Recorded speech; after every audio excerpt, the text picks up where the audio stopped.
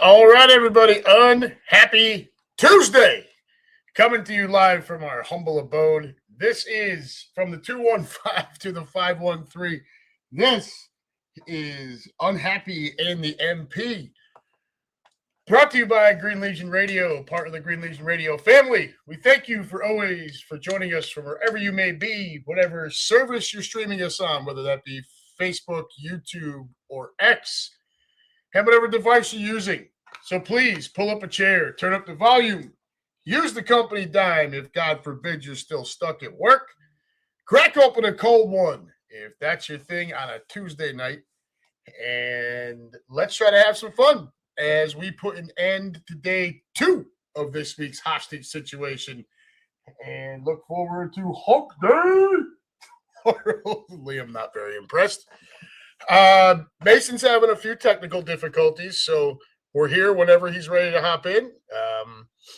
So we'll give him a few minutes. For now, over to the room. Lou Mancini's, what's up, brother? Keenan Harmon, the Blue Devils suck more than baseball. You are something else. Crazy warm today. Yeah, so there's Russ. UConn, yes, sir. So for anybody out there who is a Blue Devils fan, a Duke Blue Devils fan, please, by all means, go ahead and flip that around and read the shirt. It says, "Thou may ingest a satchel of Richards." And that is for all of you Dukies out there. Obviously, the UConn hat. And there's Mason. Let's see if we can get any better here. Can you hear me now? Can you hear me? Can you hear me? I can hear you. Can you hear me? I can't hear you yet. Okay, he's not hearing anything. We'll have him keep working on that. I'll text him here in just a minute. But I can hear Mason just fine, and he's not able to pick up anything. He's not hearing it on his end. So I'm not sure what the problem is there, but we'll keep working on it. We're only just a couple minutes in, so no big deal. Sometimes these things happen. You guys, especially Russ, Lou, Keenan, you've been with me for a while here, for really the entire time, and you know I've had my share of technical difficulties as well. It does happen. No big deal, Mason. If you can hear the broadcast, don't worry about it. Keep working on it, bud. We're here. All right, not a problem. Just work out your bugs, and we'll be here waiting for you. All right, brother. For now, I've got Mason kind of in the backstage area. Wait for okay, he says he's got us now. Let's try this again. Oh, boy. For the third time. Can you hear me now? I got you loud and clear, brother. All right, there he is. Technical difficulties do happen. I had to bring in the wired headphones for this week. I've had to do that myself. A little less convenient, but at least you can hear. Russ's cheerleaders. Yeah, let's get to that. Michelle's favorite part of the program. Everyone, we are proudly sponsored by Cheerleaders Gentlemen's Club, located at 2740 South Front Street in Philadelphia. Just minutes away from the sports complex. Cheerleaders brings you the area's most beautiful women on 5 different stages. Open 7 days a week from noon until 2 a.m. and until 4 a.m. on Fridays and Saturdays. For also offering free parking, a full menu, daily drink and food specials, as well as a premium selection of cigars and a cigar lounge. If you're looking for a place to go watch the Final Four and you just can't get enough of the UConn Huskies, head on over to Cheerleaders and enjoy the 75-foot HD TV wall, as well as HD TV screens throughout the entire club. Once again, folks, that's Cheerleaders Gentlemen's Club, located at 2740 South Front Street in Philadelphia.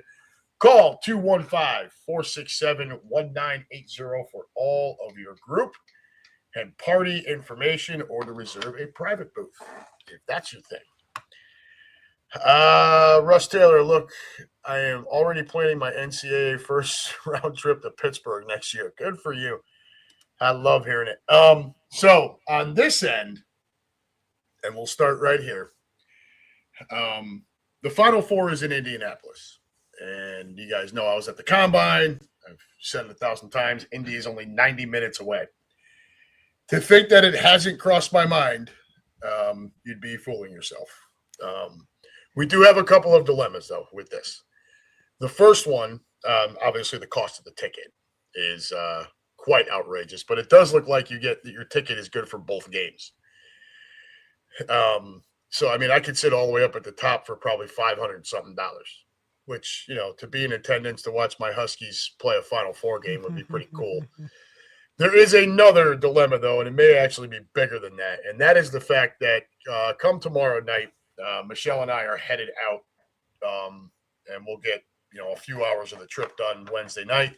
We'll finish it up Thursday morning. We're headed to Maryland, to Fort Meade, where on Friday, Grady will finish, he will graduate from his training there at his AIT at Fort Meade. So we're going for that, which then turns around and has us driving back on Saturday.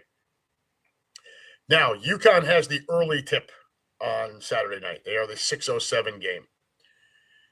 If they were the late game, I would probably have already bought the ticket. But the fact that they're and then, you know, the Illinois-Michigan or Arizona-Michigan game, you know, if I was to show up a little bit late for that, not the end of the world, no big deal. UConn's the early tip, though, and it is an 8 to 9 hour drive back from Fort Meade. It is also then an hour and a half to an hour and 45 minutes for me to get to Indianapolis from here. So you'd be talking about, I would probably have to leave Maryland at 6 o'clock in the morning, get home by 3 to drop off my wife, come inside, get cleaned up, drop a deuce, whatever the case calls for, throw on all the UConn garb, and then try to get to Indianapolis by 5 in the hopes to find a parking spot and get into Lucas Oil for tip-off. That's a lot to handle in one day. And then talk about driving home late that night in the dark. I'm going on 47 years old. My eyes just aren't that great in the dark, and I'd be completely exhausted from driving all day. I don't know. We're going to play it by ear for the next day or two. I'm leaning towards not going, and just, you know, parking my ass right over there on that futon and losing my mind while UConn tries to knock off Illinois. But yeah, if it was the late game, you know, it would definitely be much more. I wouldn't be rushed, right? And the other thing I don't want to have to get my wife up and on the road at 6 o'clock in the morning just because I want to go to a basketball game. You know, it's not really fair to her either. Keep in mind, we'll be leaving Grady. That will be an emotional time again. And, you know, I mean, I want to be home for tip-off. But, you know, to be in Indianapolis for tip-off, sitting in a seat at Lucas Oil, that's a whole different ballgame. So it's not looking great, but we will just kind of see how the week goes here. What do we got here? Russ says, let me tell you, UConn fans traveled to Philly in week 1. I expect UConn fans to travel. It's not that far. So where I grew up in Connecticut, Southwest Connecticut, it took me less time, like significantly less time, to get to Philly than it would for me to get to Boston. Right? Everybody gets this misconception. Oh, you're from Connecticut. You're from New England. Why aren't you in Boston and everything? Fucking Boston's 3 hours away, dude. Like, Philly was only 2 from me. So, like, I expected UConn fans to pack the house down there in Philly. That didn't surprise me at all. But it's going to be tough for UConn fans to try to pack the house at Lucas Oil. Keep in mind, first of all, Arizona fans are going to travel well, right? And they're poised, and they're really good. But you got this Final Four at Lucas Oil Stadium, and Illinois and Michigan are both in the Final Four. So if you think those people aren't just hoarding up all of the tickets they can get their hands on, you're crazy. That's exactly what's going on. So it's going to be a tough time. Yeah, that will be a predominantly Illinois crowd when UConn takes the floor on Saturday night. And as loud as I can be, I would be way up, up in the rafters. Because I'm certainly, if I go, I'm not spending $6,000-$7,000 a seat. We're talking about $500-$600 at most. So we'll just kind of see how it goes. Russ says party at Gilmore's house. Yeah. There are certain events where, if I choose to stay home for them, it is for a reason. I don't want to be around a whole lot of other people. Big Yankees, Red Sox games, big Eagles games before I had the Midwest Eagles nest. Big UConn games. The first national championship we won, it was just me and one friend. That was it. We were just, that was, there's certain things I don't do. Keaton, one of my favorite roads is the Merritt Parkway going through Connecticut. Yeah, the Merritt Parkway is great for foliage and scenery until there's an accident, and then you're down to one lane, and it sucks ass. All right, but other than that, yes, if you ever are driving through Connecticut for whatever reason, in the fall time, I highly recommend taking Route 15, which is the Merritt Parkway, and just enjoying the New England foliage heading up through there. It is absolutely amazing. True story. Again, it's nice to look at while you're moving. If an accident happens, you ain't moving, dude. You're going to be sitting there for quite a while. So, Mason, how the hell are you? Now that you got your sound fixed. Right, yes. Apart from the technical difficulties, everything has been good. It's been quite entertaining to watch all the games kind of play out this past weekend, so I'm excited to kind of recap with that. My job's been kind of picking up a little bit. It's not a huge contact driver, but I imagine Final Four and the championship will kind of boost things up. And actually, after football season, I really kind of dread everything because after football's done, like my dad's like, oh, and then baseball is like nothing. No one gets on baseball. You'll have a blip of activity around the finals for the NBA, but outside of that, it's going to be quite slow. But I'm excited to see what happens with the Final Four, with the championship, and I was able to go ahead and do a little bit of show prep with some draft prospects for the Birds, and so I'm also looking forward to getting into that. Good. Yeah. I text Mason this morning. Told him, this should be, tonight pretty straightforward. We got the tournament, Final Four, and, some draft stuff. And I asked Mason to go ahead and run with the draft stuff. My focus has been, I've been UConn crazy for days now. I still can't believe that happened. So full disclosure, I was laying down right there with a hangover for most of the day. Because we were out on Saturday night pretty late. UConn played. Of course, the early game was a disaster, right? Like Michigan just smoked it was crazy. Tennessee. That was a joke. So then UConn tips off, and the early part of the game went the way I pretty much thought it was going to go. I picked UConn to make the Elite Eight and get beat by Duke. I just didn't feel like we had the horses. I thought Cam Boozer would be far too much for anybody to handle. And sure enough, first half, we're down by 19 at one point and down by 15 at the half. Mm-hmm. And for those of you that haven't seen the stat, before that game, number 1 seeds in the tournament who had led by at least 15 points at halftime were 134-0. So the whole deck, the whole deck was stacked. And I put up posts on Facebook, like, I was worried this would happen. You kind of want to see them come out in the second half, show a little more fight, and not get blown out. And the second half starts, and you can tell right away some adjustments made by Danny, and running the offense through Terrace Reed and allowing Reed to distribute from the post position. The kid's a pretty good passer down there. He doesn't have an outside shot, but he's a big body. He can muscle his way to the hole, and he's good at distributing. So good job there. UConn typically, as had been all the way through the tournament, could not knock down a shot in the first half. Right? I think we were like 1 for 11 from downtown in the first half. It was awful. Meanwhile, Cam Boozer's just having his way. No surprise.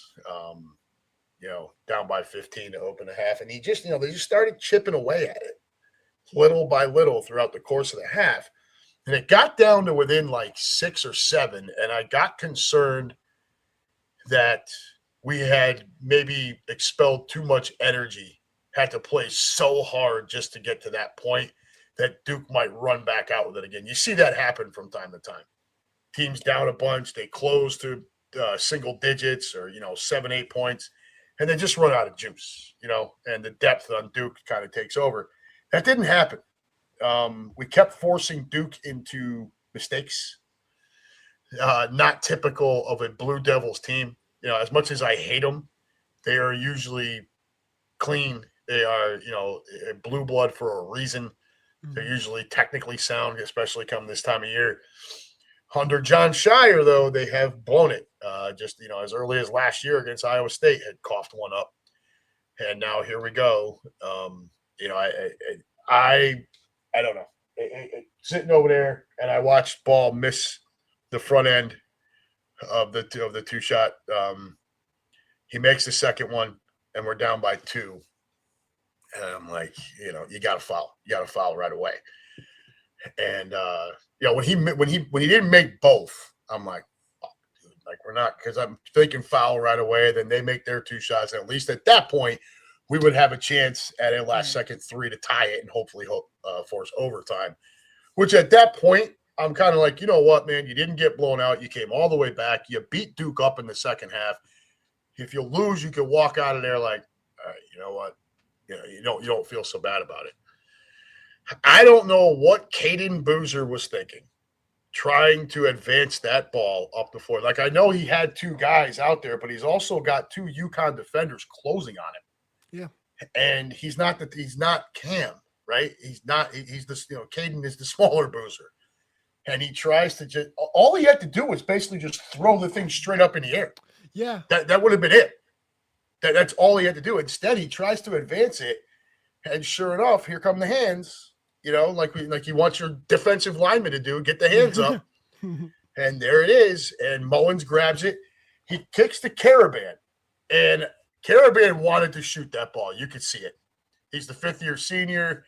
He's Mr. Husky. But credit to Caravan for not forcing it, because if you watch the replay, he's got it and he's getting in the shooting form, but closing on him is Cam Boozer. And he's not going to get that shot over Cam. Either that, or if he does, it's going to be wildly contested. Right. He just turns and kicks it right back to the freshman, Mullins.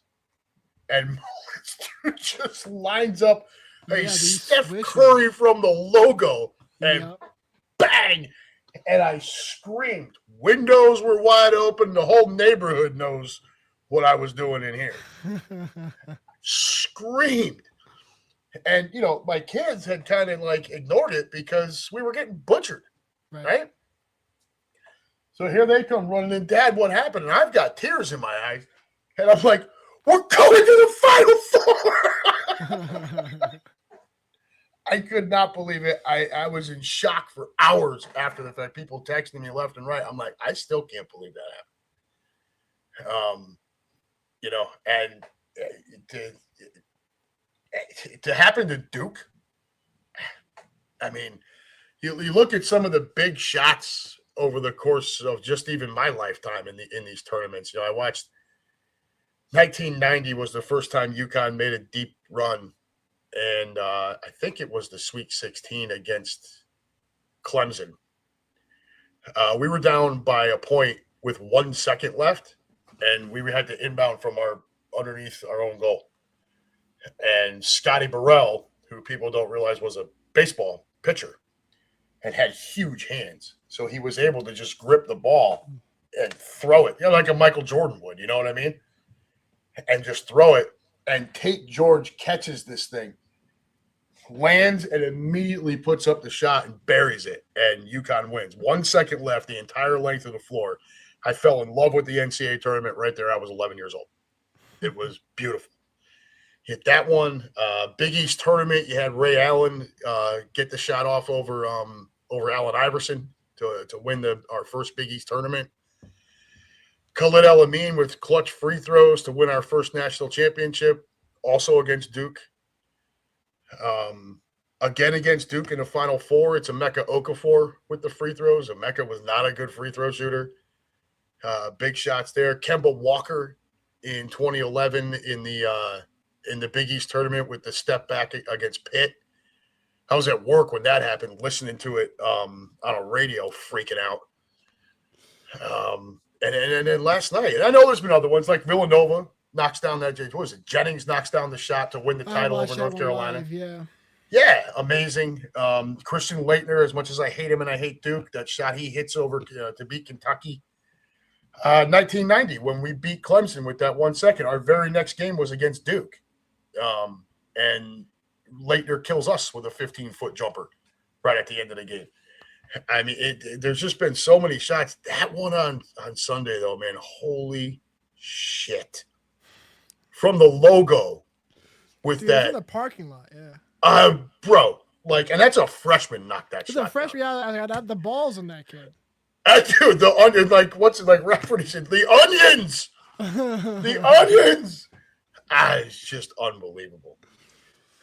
So, yeah, got my UConn hat on. I made sure to wear this lovely shirt. Since now may ingest the satchel of Richards. That's for any Duke Blue Devil fans that happen to tune in. Good for you. But that's the tournament, man, and that's what makes the tournament so beautiful. And whether it's your team that does it, or it happens to your team, or it's just you got no skin in the game. It's shit like that makes you want to keep coming back and watching. And it's just glorious. So we'll see what happens this weekend. I think UConn's got enough juice to beat a very good Illinois team. I do, however, feel that the Arizona-Michigan game the winner of that is probably your national champion.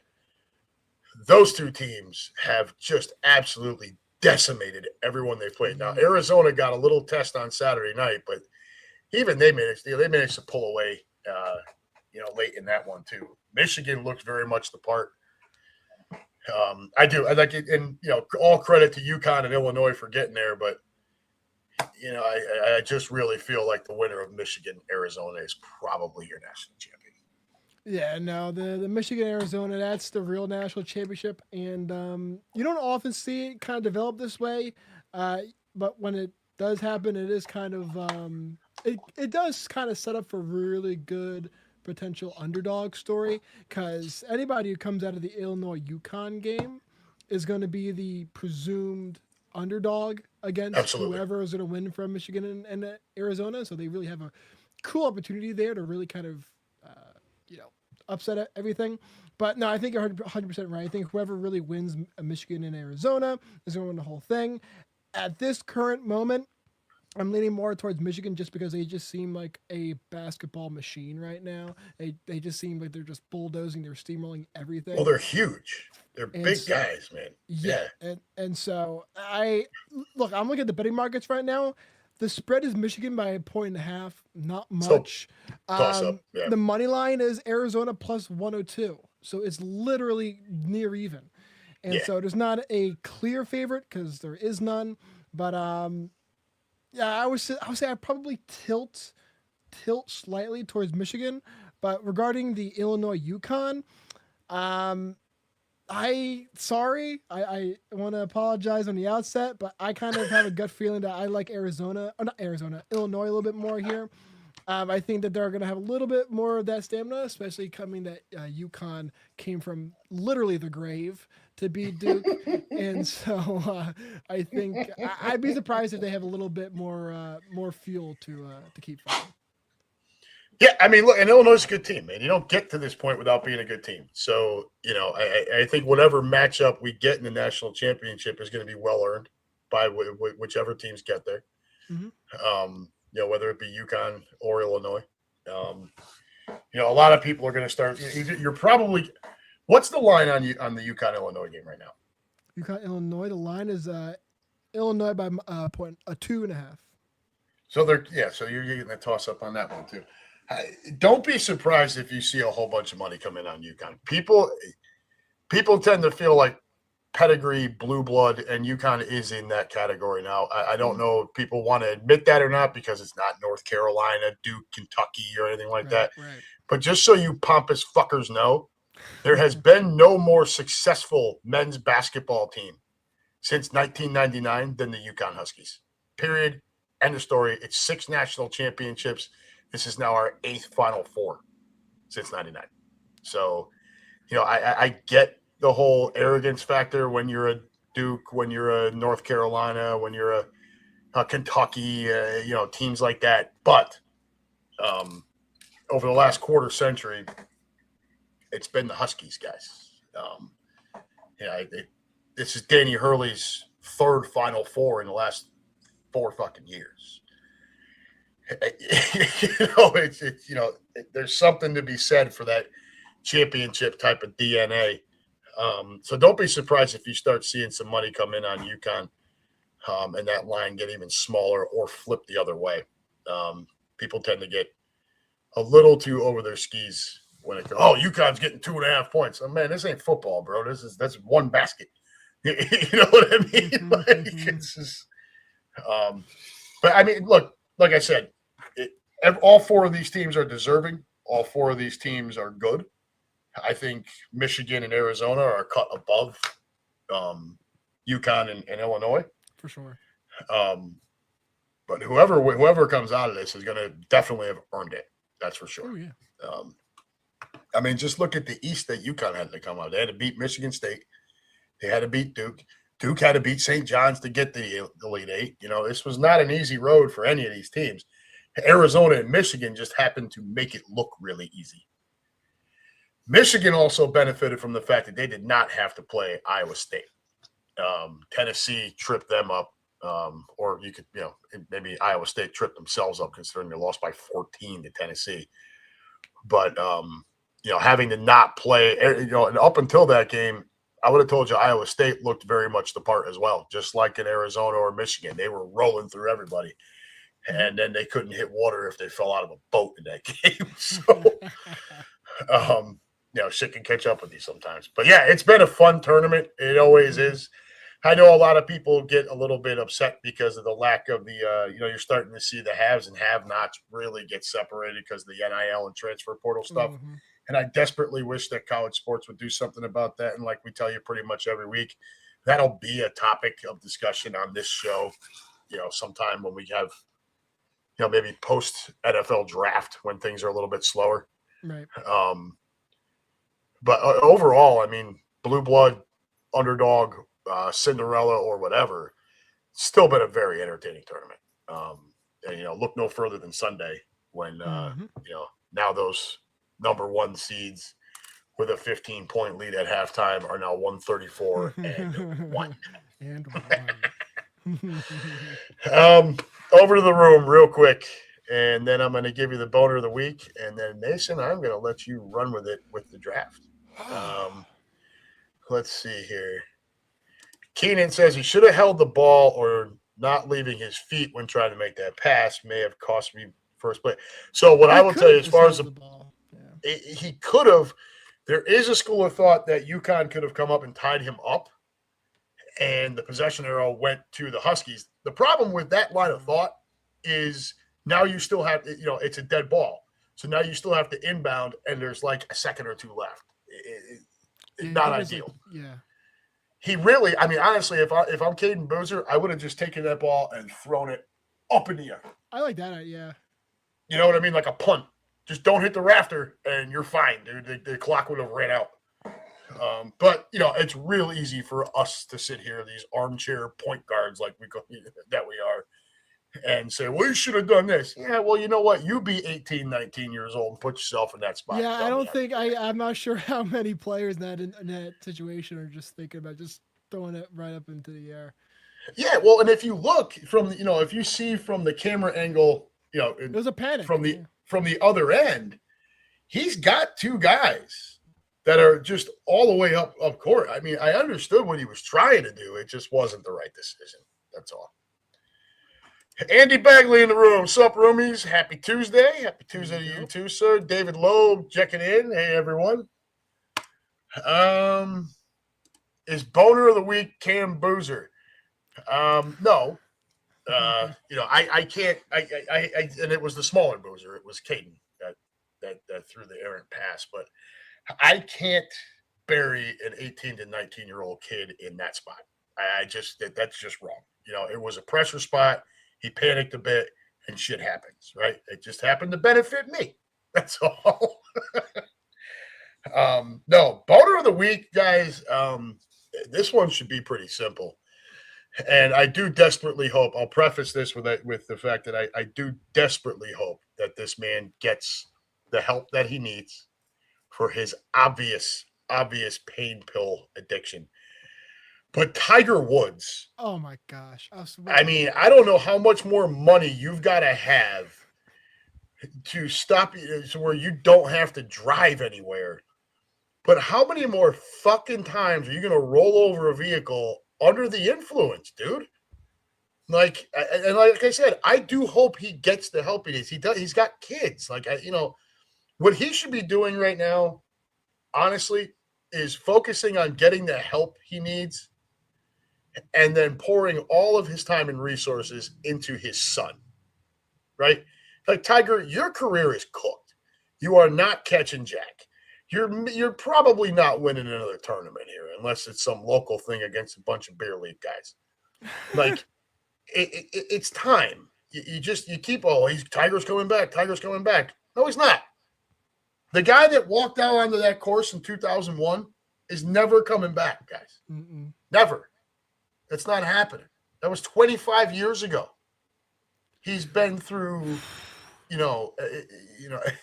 been through a divorce. He's gotten attacked with a 9-iron by his, by his wife at the time that he was cheating on in every city in the country that they would go to. He's now flipped over a couple of cars, massive injuries, constant surgeries. He almost lost his leg. Yes, and this is what's led to the addiction, the pain pill addiction. And I feel badly for him because it is an addiction and he needs help. He needs to go get it. And for God's sake, let someone else drive you to go get that help. But I don't know where else I could go with Boner of the Week except for him. Well, it did come out recently that he told authorities that at the very time of the crash, he was looking down at his phone and changing the radio station. That's what he's going with. Which just proves the point even more. Bro, you're a Why are you driving? You're a billionaire. Drop 200. Get a guy. Why are you driving? To drive your car. Why are you driving? Dude, Russell Wilson. No reason for you to drive. Russell Wilson makes a fraction of the money you make, and he spends $1 million per year on his body. Okay, just keeping it in top physical shape. You're a billionaire, and you still want to play Mario Kart. This doesn't make any sense. It makes no sense, and that's what I mean. The obvious Boner of the Week is Tiger Woods. I will give MLB umpire CB Buckner a nice runner-up there for his for being the first ump to have, 6 overturned calls in one game due to the ABS? 6 in one game? 6. I think it was. I think it was 6 in the Red Sox versus Reds game over the weekend. Yeah, this is going to continue to happen. So, real quick on the ABS and baseball. Sure. The good part, the calls are getting corrected, right? We're getting the right outcome. Okay, that's happening, and I think that's what everyone ultimately wants. The bad part is it takes away it's going to take away your traditional human element. Umpires with their strike zones by and large being the same, but some guys call it lower, some guys call it higher, some guys call it outside, some guys inside, yada, yada, yada. It takes away that nuance that a lot of us loved growing up. Mason, your father probably attests to some of that. As he's in the room here, he says, "Get a driver, Tiger. You got the money." The ugly part of this is exactly what I just mentioned, where CB Buckner got 6. The Yankees the other night ended up having 5 ruled in their favor. So what happens is each team starts off with 2 challenges. If you challenge and lose, you lose that challenge. If you do that twice, you're out.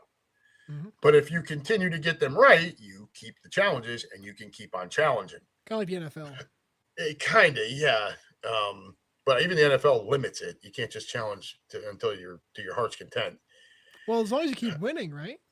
This shit with MLB. What's ultimately going to happen is 2 things, I think, anyways. One, I think this ABS, whether it's being used this year or not, as part of this, I think will eventually be used to replace them. grade the umpires. Oh, yeah. On the heels of that, I think you're going to see the home plate umpire just make the call, whatever the ABS result is. I think that's ultimately where we're headed to. You're still going to have a human back there for plays at the plate, mm-hmm. and whatnot. But or like, foul tips and shit like that. There needs to be a human there. The computer's not going to do that. But just the balls and strike calls, I think, are ultimately going to be ABS, and the umpire will just give the signal. I think that's where we're headed. So you may be a fan of it, you may not. Ultimately, I think it's best that we just get the call right. What I don't want to see is postseason, game on the line, series on the line, and the whole thing flips on a challenge. I would rather just use ABS and let the umpire call whatever the computer says, and then that's the end of it, right? My fear is you're going to get to a game 7, and all of a sudden somebody's going to get rung up, and he's going to go tap his head, no, and it's going to come back and be ball 4, and then all hell's going to break loose. So baseball needs to figure that out, but that's your good, bad, and ugly right now. I will say that the nice thing about ABS, when I was watching some of the clips of it being kind of initiated, it's so fast. I mean, it's not fast. Like anything in other sports where it's like, okay, now we got to pause for commercial break. Now we got to do this. In the NFL, I feel like the referee has to walk across the county to the other side of the field to get this tablet to watch it and then say what he saw. They have to see 17 different angles of the fucking thing. It's ridiculous. But no, ABS, they tap it twice. Everyone looks at a Jumbotron. They show a little animation, and it's over. This is obviously technology that has evolved. It kind of spurred in tennis originally. I forget what the exact technology or system they use is, but nonetheless, it comes from tennis. And it is started a little bit in the NFL. You saw a little bit of it last season where they had a measurement. There was this virtual measurement because everything's laser measured now. I'm not a big fan of that. I have no problem with the whole. Remember a couple of years ago when Gene Steratore got that index card and then he put it in to see if they. I think it was a Raiders or something, and it was really close. And so he took an index card from his shirt or whatever, and he was like, okay, the index card touches the ball, then it's a first down or whatever. But I read similar to what you said in regards to ABS kind of taking over everything eventually. As someone who's kind of bigger tradition, I would really not like that, but I also am not a huge baseball guy, so my opinion doesn't really hold a lot of weight in that aspect. But I think for a sport that's often labeled as America's pastime, you really want to be careful in terms of what you automate, what you take the human element out of. With baseball, you do have a unique opportunity to kind of automate things because the strike zone is a strike zone and everything like that. But you said there's a lot of human calls that come into effect. But the introduction of it, it's going to necessitate its use overall. Yep. And I don't really think it's going to be something that's going to be restricted to challenges. Because quite frankly, the league is going to say, or the teams are going to say, if this is accurate enough to say if a call was wrong, then why isn't judging every call? And so you're going to have that argument, and it's going to be persuasive enough to do exactly what you said. But I just, enjoy it while you can, but it's probably going to take over. Yeah, well, I mean, certainly with balls and strikes, I'm convinced that's where we're headed. Some of it, some of the, the calls at the plate and the bang bang stuff, you can challenge those anyways and see a replay and take care of that. So there's not even a need for ABS there. But the balls and strikes, it's probably necessary at this point. These pitchers have never thrown harder. It's making it more difficult for these umpires to make these calls, whether get them right or not. So, I think that's where we're headed. Yes, it takes some of the traditional out of it. I think as long as you have the umpire back there making the call that the ABS calls for, just calls it ball or strike as he normally would, but he's being given the result. If I was an umpire, I'd be thrilled, right? Because you're still a need. Like, they can't eliminate your position. Your job just got a whole lot easier. The one thing I will say before we move on to the draft is I would really like to see Angel Hernandez come back as an umpire, just so that ABS can show everyone how much he sucks. They would challenge 50% and make them all. The game would double in length because everyone's tapping their helmet all the time. Well, so there's something else people are a little bit concerned about. Is MLB has made great strides in speeding the game up with the pitch clock and all of that. Mm-hmm. The ghost runner in extra innings, which I will never be an advocate of. I think it seems kind of weird. It's not beer league softball. It's like sorry at the 50-yard line in overtime. Yeah, I don't like that. But the pitch clock has obviously helped. The concern is if these guys keep challenging over and over again, that we're just going to end up right back where, we're going to end up with long games again. And I'm like, well, it's the first year with it. We're a week in.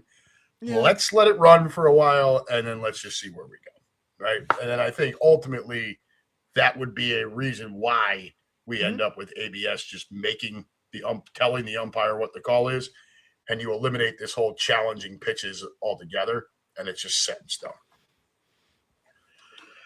All right. Got a couple comments on Tiger Woods here. Uh-oh. Russ, Tiger needs to have an intervention with people that he doesn't get along with, like Charles Barkley and Michael Jordan. Barkley's a national treasure. I absolutely adore Charles Barkley. Get a driver. Tiger doesn't use a driver because he thinks he can outdrive everyone else. Yeah, no, seriously. Your dad wants Phillies to get boner of the week as well. They don't even compare to Tiger Woods. It's like, dude. Russ, EA Sports, it's in the game. Tiger Woods now a spokesperson for another EA title, Need for Speed.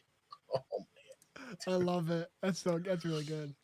A good drive puts you on the green. A good driver keeps the rubber on the road. Golly, guys. Jesus Christ. No, companies should legit start campaigns on that. Like Michelin. You can't. That'd be so funny. You can't. I look strong enough to keep Tiger on the road. I want Tiger to go get the help he needs. He obviously has an opioid problem. Nobody keeps taking pills and getting behind the wheel of a car without it being an issue. So he needs to go get some help. And yes, hire a fucking driver because you got plenty of money. Hell, Tiger, you don't even have to pay me all that much. I'll come drive for you, buddy. Yeah, get Uber, bro. Get Uber. Come on. Whatever. I can't. That's why he's the boner of the week. It's that. It's not the opioid addiction. It's dude, you're worth billions.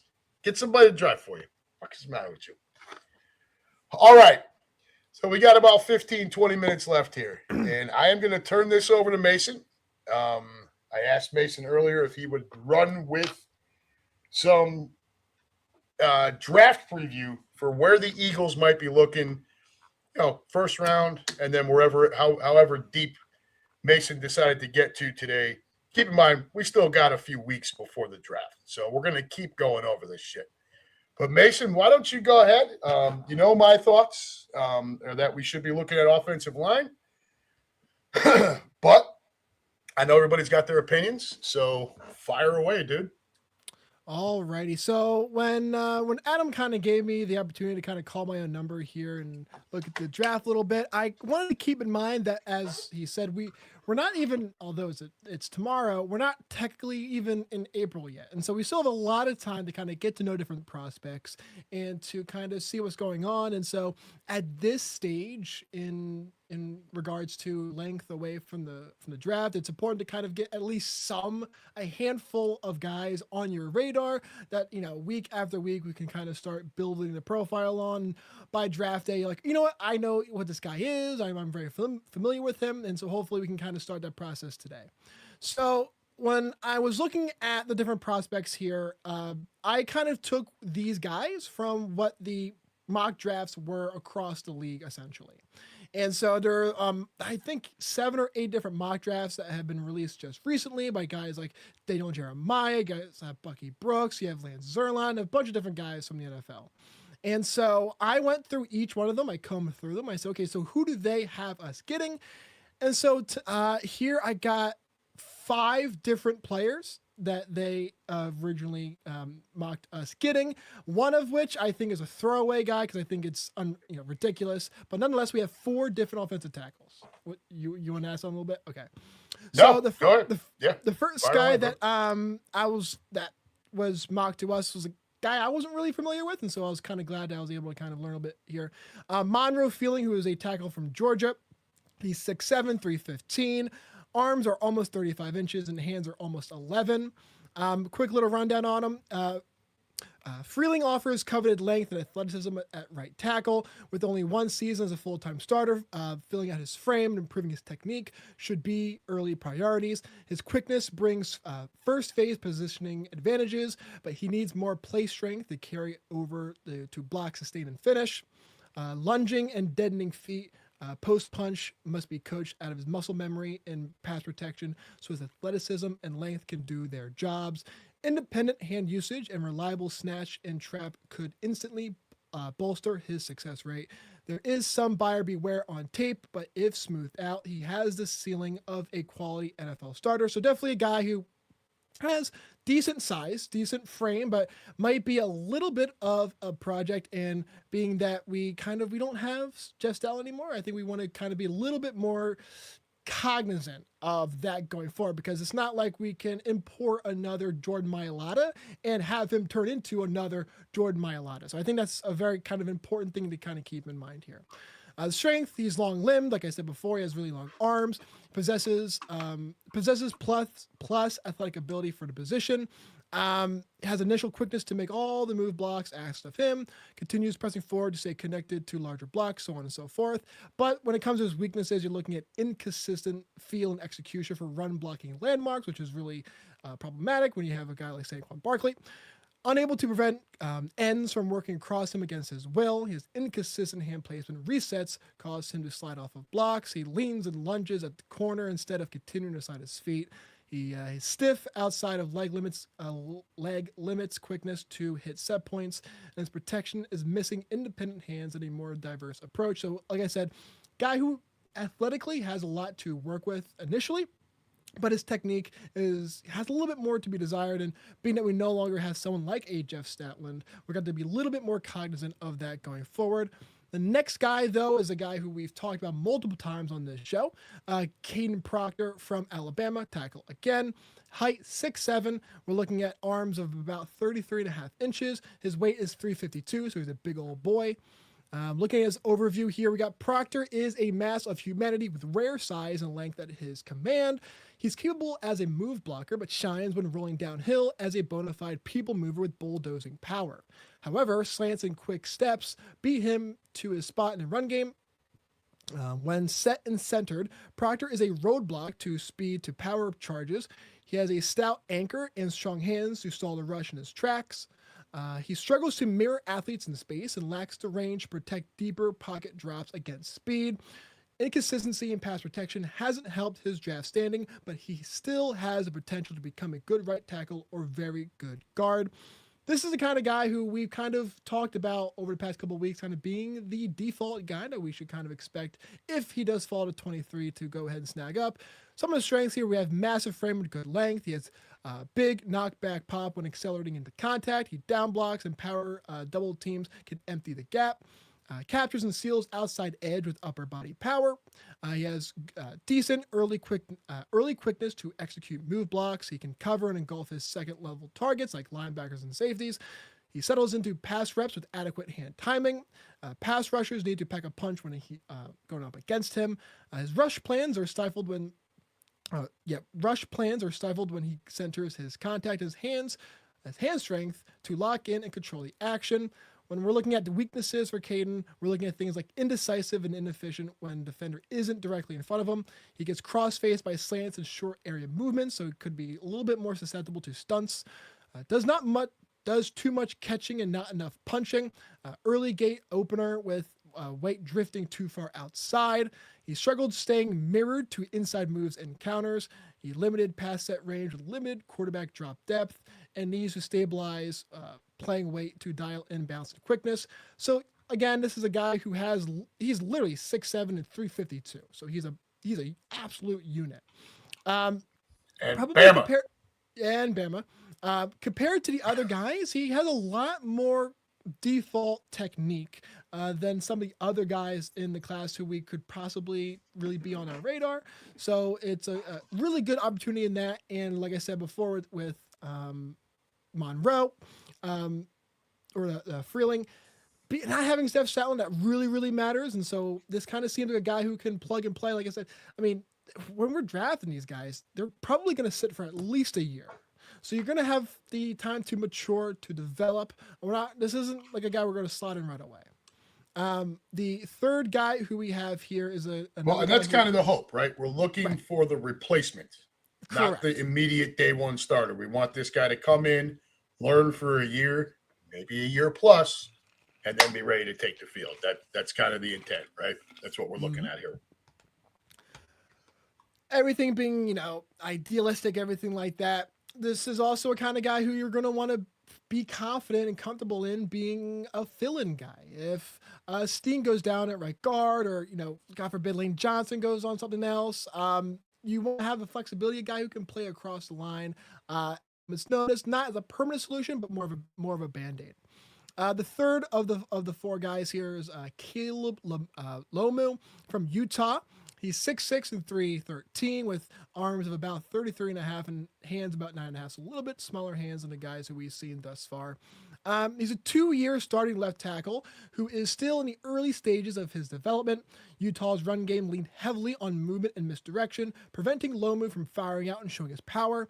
His run blocking trails his pass protection, but improved pad level and a nastier demeanor could close the gaps. In protection, he shows good balance and adequate foot quickness, landing quick, well-timed punches, and using a firm grip to control rushers once he's in. Yes, say that again. Misdirection. Misdirection and movement.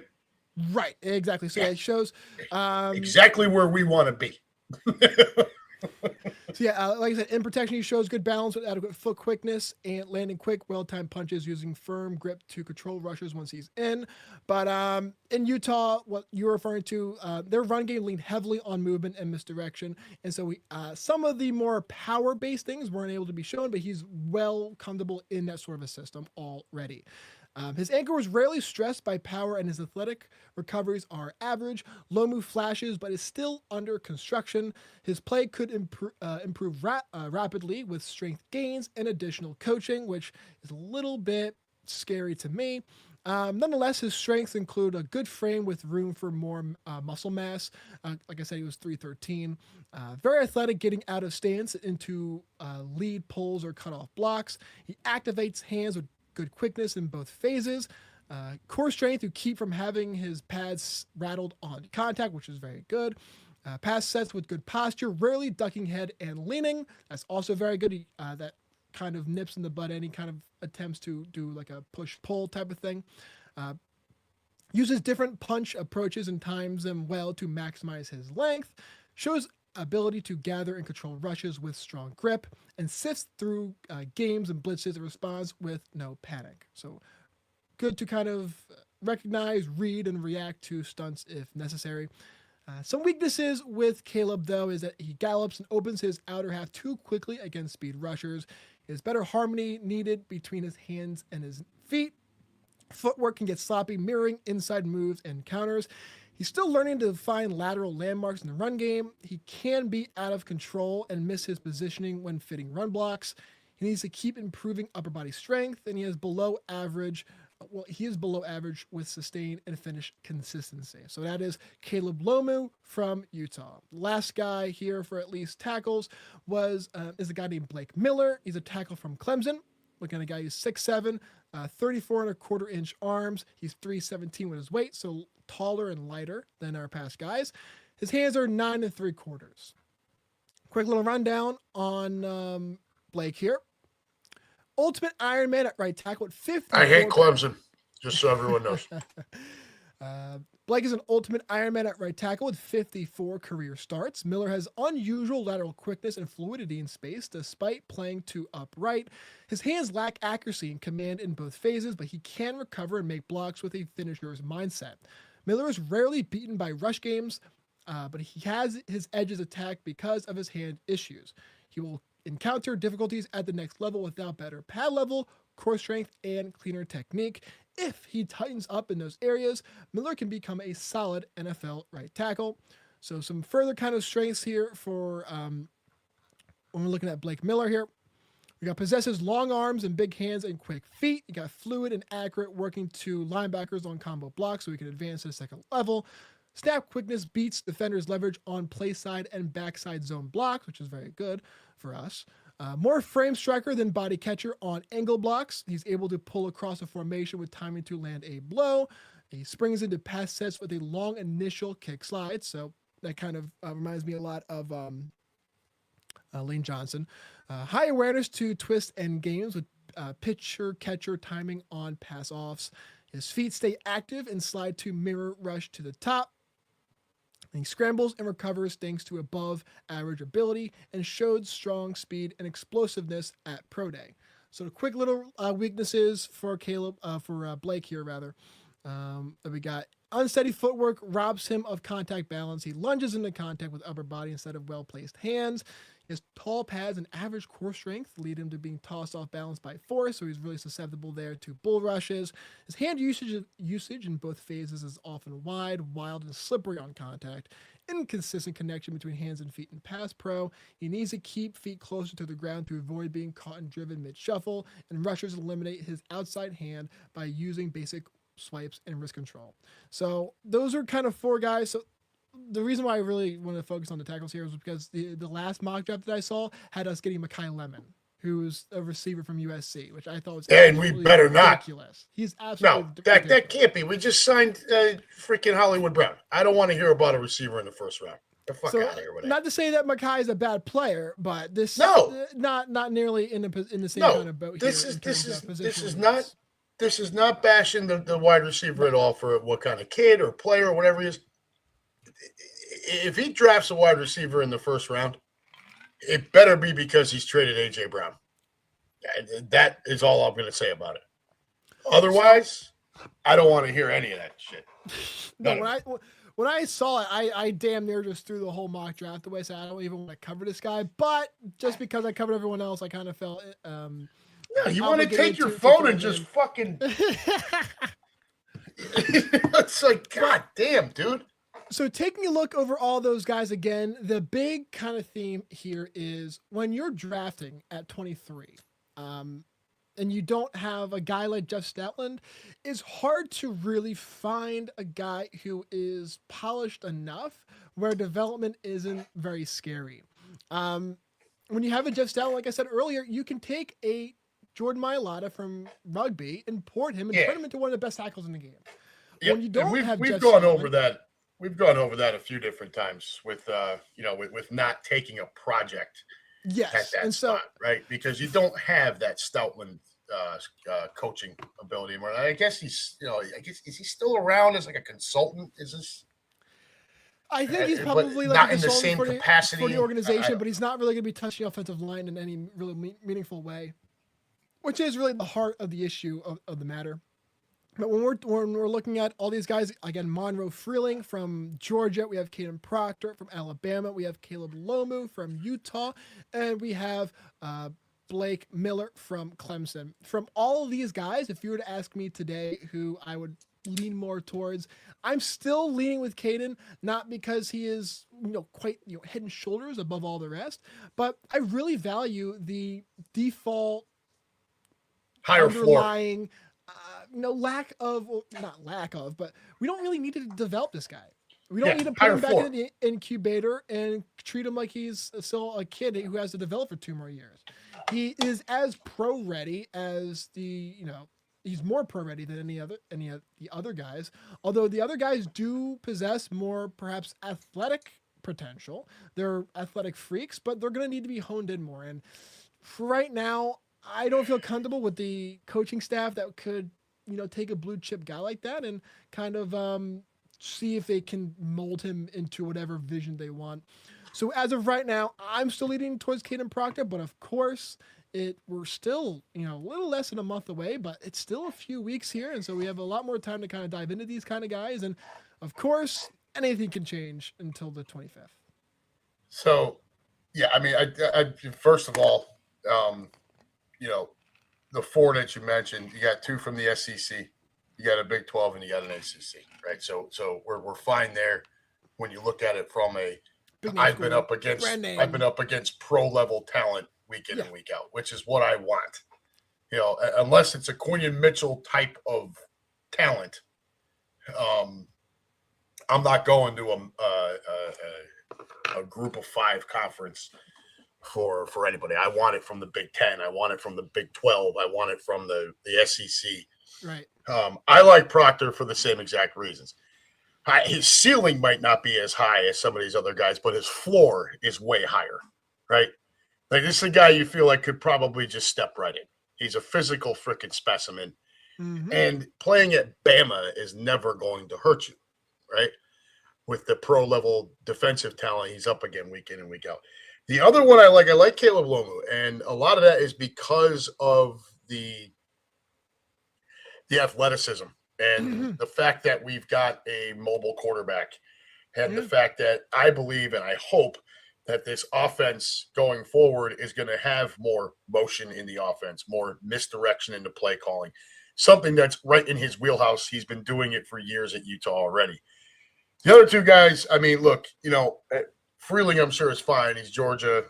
Blake Miller, not quite the size you want. And I don't like Clemson, but if you ask me the 2 that I would look at more than anybody else, it would be those 2 guys. And for the reasons I just mentioned. Proctor just being kind of like, if you were going to create an offensive tackle that could just step on the field, that's the way you'd want him to look. Size, strength, hand size, all of that shit, right? He's been up against pro talent his entire collegiate career. And then Caleb Lomu they lean heavily on the run game. They lean heavily on motion. They lean heavily on misdirection.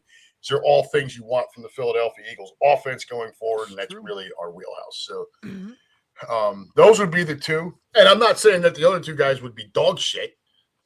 I just think those 2 guys probably are better suited for our needs. That's the way I would look at it. Oh, somebody stole your thunder. Dev says, random fact, I own a Carson Wentz college jersey. College jersey? That's pretty good. But yeah, no, I like it. And stick with the tackles. I wouldn't mind a guard at that spot, right? Because we do have concerns about Landon Dickerson going forward. How much longer is he going to be? We almost lost him this offseason to retirement at his young age due to all the injuries. Lane Johnson, obviously, that clock is ticking away.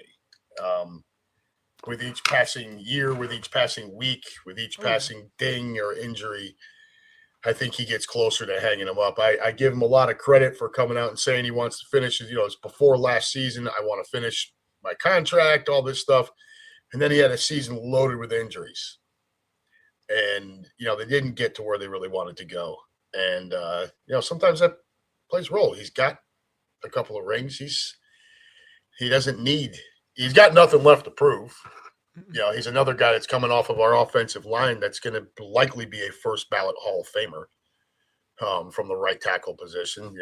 Obviously Kelsey in 2029 would be the first one up.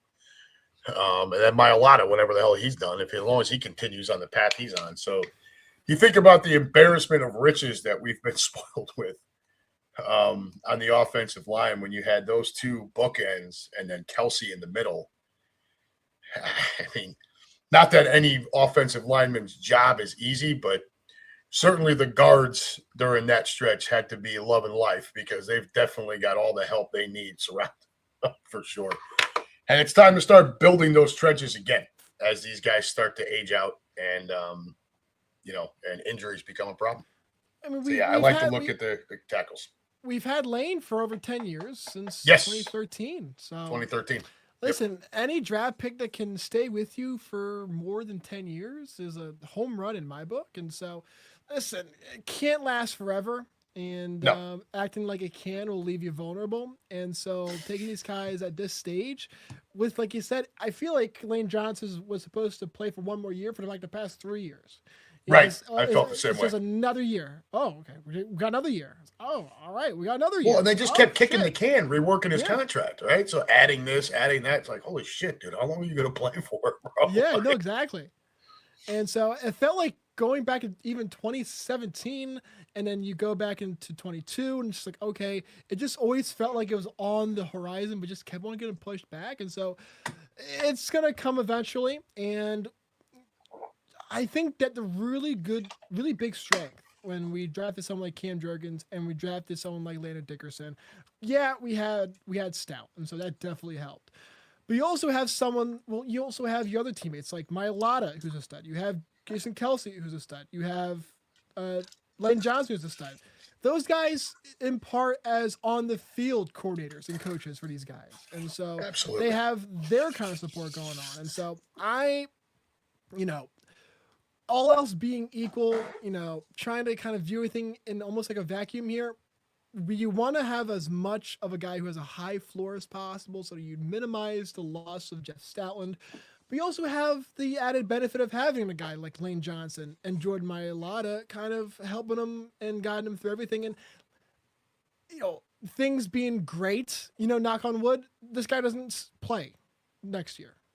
Everyone stays healthy. There's no shuffling. Yeah. He doesn't step in. That's the idea.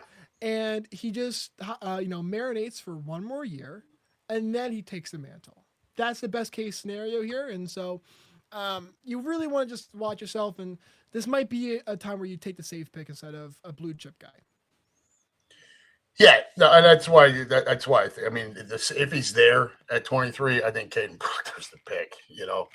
Because of exactly that, the high floor, right? You don't need to do as much to make this kid ready to step right in. So, just to also kind of put us into the ether, just so you may hear it now, and so it's not a bigger surprise down the road. Don't be surprised if they fall in love with someone like Caden Proctor and they jump into the teens to get him. Just saying. Yeah, you can see that too. But then, we've got some additional compensatory picks that we could trade to move up a few spots. This is very true. It's never and the good news with that is it's never too expensive. Well, and the other good news is it shouldn't cost you as much because it's not a deep quarterback draft, right? So you're not going to have these guys sitting in the teens saying, well, I can demand a king's ransom because so-and-so is going to fall here. Right. The quarterback crop in this year's draft just really isn't that deep. Obviously we know, Mr. Indiana is going to likely end up in Vegas. And then you have the Alabama quarterback, and then Carson Beck with out of Miami, and Drew Aller. That's kind of your crop, right? Mm-hmm. Like that's probably the top end, and that's pretty weak.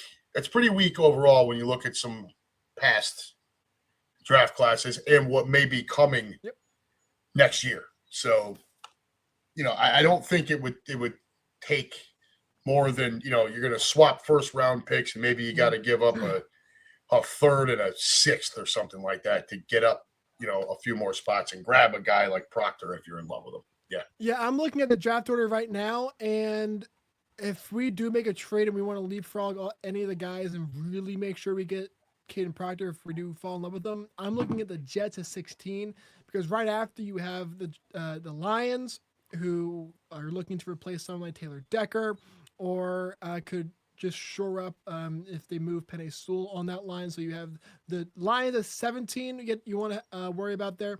And then you have the Steelers at 21 who are in the market for a tackle as well. And so if you really want to leapfrog a few guys, you might be safe to go to Carolina at 19 to stack a guy. But if you're really anxious and you're paranoid about Detroit, you might go somewhere as far as 16.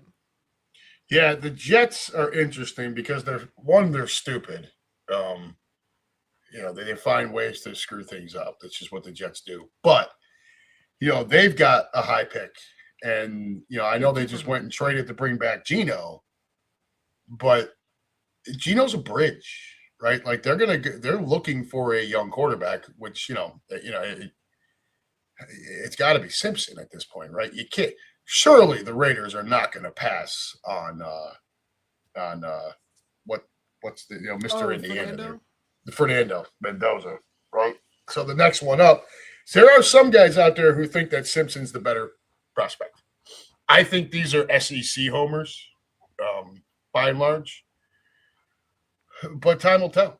I mean, we'll see. It's kind of hard to think that anybody's a better prospect than somebody who just won the Heisman and the national championship. Mm-hmm. So, but we'll see. The Raiders have been known to do dumb shit too.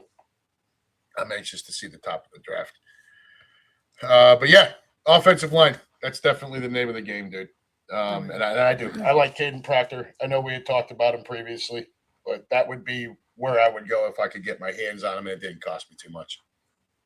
That would let's be Matthew Teresh. I'd rather see us trade back and try to see if we can stock up picks in 27 if possible. And that's fair. So, you look at it, best player available at a position of need, or trade back, don't reach, right? We're going to have compensatory picks next year too, though. So we got to keep that in mind from the guys that we've lost this offseason. Jalen Phillips out the door. We're going to get a compensatory pick for that. Who else? N'Kobe Dean is going to bring us back a compensatory pick. Who else are we SOL on? Who was the other one that went out the door? Reed. Did you already say him? Reed Blankenship. That's the other one. He's going to bring us back a compensatory pick. So I get, and Howie will do that anyways. He'll try to stockpile picks. I think the need to get a solid prospect at the offensive tackle and or guard spot is paramount this draft. And that's why I do not want to see them trade back out of the first round. I would rather at that point see a trade up to make sure you get the offensive lineman that you want. Yeah, I think in this draft, especially with Howie Roseman, with any other GM, I'd call it a reach. But when it comes to Howie Roseman, I just see it as getting your guy at any cost. And when it comes to Howie Roseman, I trust his judge of talent. No, fireman Howie. So fair point, dude. I think oh my gosh, that just clicked with me. Yeah, I don't see it as reaching with Howie. I see it as him going up and getting his guy, and if Howie feels so, strongly about someone, I only want him to go ahead and trade back if he has to. If Caden's gone, Caleb's gone, Blake is gone, all the tackles are gone, and we have some other kind of guys who we have our, feelers on that could be potential second round or later first round picks. Then you trade back, but I want to see everyone gone first, and before we trade back. Quick little snippet on the compensatory pick system. I'm not sure if how many people may be aware of this, but a unique little wrinkle that was exploited by Bill Belichick, kind of in the 2010s regarding the whole compensatory pick system. When you lose players, you kind of are at like a negative count. You can kind of think of it. So we lost N'Kobe, we lost Blankenship, so on and so forth. So, for example, from those two, we're like a -2. If you sign players who were cut from another team, whose contracts did not expire, but they were just cut abruptly, those do not count against your compensatory total. That's correct. If 2 guys expire off of your team in contracts and you sign 2 players that were cut, you're still at -2 as far as the league is concerned. It's only until you sign players that were also expiring contracts in which you come to -1 or 0 even in a compensatory system. So this is why Howie loves the mercenary contracts, the 1-year deals, right? These guys that have been waived or they're just out there, and he goes and scoops them up and tries to get everything he can for the 1 year because it doesn't hurt him long term. Right? In more ways than one, not just salary cap wise, but from the pick standpoint as well. All right, bud. We're about an hour and 16 minutes in. Let's close up shop here. What you got? Final thoughts. So we're approaching the Final Four this weekend. Looking forward to all the action there. I still think that Michigan and Arizona is probably going to be the national championship, real national championship game, and so whoever wins that's going to win the whole thing. I'm leaning towards right now more of a Michigan kind of a tilt, kind of a tinge there. But I mean, it's a 50-50 game in all honesty. The UConn Illinois game is going to be more of the, hey, we made it, we're happy to be here type of thing for whoever wins between Michigan and Arizona. So I think Michigan has the best chance of going all the way there. For ABS, it's going to be something that's going to take a little bit of the tradition out of the game. It's going to kind of automate everything is what I'm looking for there. It's going to just kind of take the human element out of baseball, which is sad because it is the America's pastime. It's definitely not the thing that America bets on, I can tell you that for sure. But nonetheless, it's going to go to that direction anyway. And so just enjoy the umps while you still can, even though they're not perfect, they do kind of add a little bit of an element. And with the NFL draft, laid out 4 guys. The 5th guy, Kai Lemon. If we end up taking him, oh my gosh, Philly's gonna burn. But with the other 4 guys, we're looking at something like Caden Proctor is probably my number 1. My number 2 is probably with Adam. Looking at something like Caleb Tomu. And then you have Monroe Freeling, and then you have Blake Miller also. So a couple names just to kind of keep your eye on as things develop, more things come out. Like I said, every single week we're going to try and, reintroduce these guys, rebuild, reinforce their profiles. So come draft day, you have a couple of guys who you're comfortable with. You can watch the draft and kind of have an idea of, who we're looking at and who the kids are that we're looking at. Yes, sir. Proctor would be my first choice. He's just the low ceiling, the high ceiling, the high floor. And still a high ceiling, but the high floor is it's just a comfort level, right? Hey, let him come in and learn from somebody like Lane Johnson. What the fuck could go wrong there? Final thoughts for me. I'm on my way to Maryland tomorrow night. Get to see my son. It'll be brief. The graduation ceremony is at 1:00. He is allowed off post. There is also a chance that he has to immediately report to his duty station. So we may end up having to take him straight to the airport. We won't know. Unfortunately, we just don't have all that information yet. And I can't really divulge all the details because it's not really supposed to be public knowledge right now. What I do know is he is graduating from this portion of his AIT on Friday, and we will be there. I'm hoping to be able to spend at least a few hours with him that afternoon and evening. If he doesn't have to fly out, he doesn't have to be back on post until 10:30, which means we'll probably have him back about 10. Our hotel room is once again on the grounds at Fort Meade, so it makes it that much easier for us, just like when we went to his basic training graduation at Fort Jackson. So we're never too far away, and we don't risk Grady getting in any trouble. But that's my final thoughts. You guys, we'll keep breaking down some draft stuff as we move forward. Next week, we'll be talking about the crowned national champion. I don't know who it'll be. I picked before in my bracket, I had Arizona winning the whole thing. I had Arizona beating Duke in the final. Michigan very much looks the part of a national champion as well. Second tier would be Illinois and UConn game for sure. So, but that's why they play the games, and we'll find out on Saturday night who's going to play Monday night, and then we'll crown our champion. Somebody will get their one shining moment on Monday night. I look forward to it every year, regardless of who's playing and who wins. I just think the whole thing's cool, and I love watching that one shining moment and all the kids and everything. It's just a great time. So until next week, and we'll figure out what day. Monday night obviously is out of the question. I'll be watching the national championship.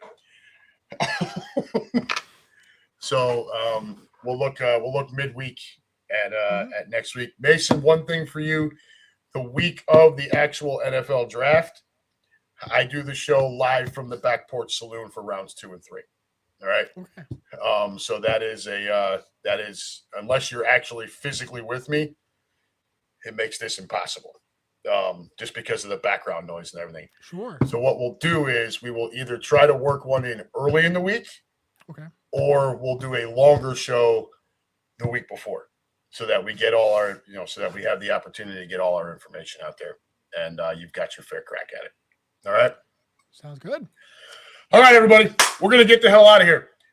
Get through your week. If it's a short week for you, like it is for me, enjoy the upcoming 3-day weekend. If Easter is, a holiday you celebrate, happy Easter. Enjoy the time with your family. Enjoy all the food. So the biggest thing I miss about being back home is being able to head to a corner deli and get the best fucking sandwich on earth. You should try to get that shit out here. It's goddamn impossible. But until next week, folks, don't do anything we wouldn't do. That judge might not be back on Monday. He might be hanging over Easter too. And as always, Mason, take it away. Go Birds. Go Birds!